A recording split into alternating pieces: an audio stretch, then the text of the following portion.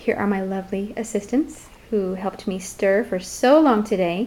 We have taken 6 containers of 100 milliliters of water of varying temperatures, and we added salt to some of them, and we added sugar to some of them to see how much we could hold in solution and if the different temperatures of water affected the amount that we could hold in solution.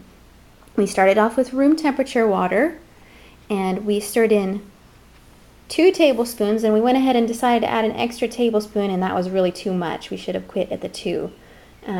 So about 30 grams is how much salt we were able to hold in solution. We've got quite a bit that did not dissolve still from that last tablespoon that we added.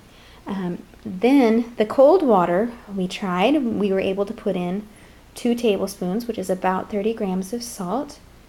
And the hot water, we were also able to put in about 30 grams of salt.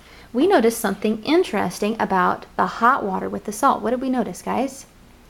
We noticed that something was floating in it. Something was floating in the top of it, and we didn't see that in the room temperature or the cold. I don't know if you can see it here. There's a little bit of a something, some kind of precipitate, or I don't know, on the top there. We're thinking maybe it was the calcium or the iodine from the salt, but we're not sure yet. We'll have to investigate that.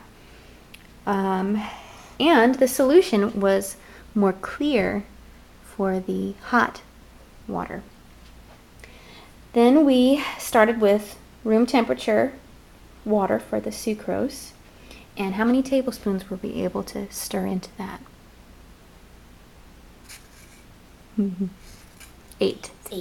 8, which is about 130 grams of sucrose. And there's still just a little tiny bit sitting down in there in the bottom. But we went ahead and quit there. The cold, we were able to stir in 8 tablespoons as well. What did we notice about the difference between the cold water and the room temperature water? Was one quicker than the other one to stir it in? Between the cold and the room temperature. The room temperature. All right, the cold took longer, didn't it? Uh-huh. We had a lot more stirring to do with the cold, but we were able to get the same amount. All right, and then what did we notice about the hot? That it had 10 tablespoons. We could put more in there, and it much more quickly. It dissolved very quickly, even more quickly than the salt. And we were able to get an even clearer solution with the hot and the sucrose there as well. And I see one of my assistants is licking up salt and sugar off of our test area here. Thank you guys for helping me. Thank you for stirring. That's the end.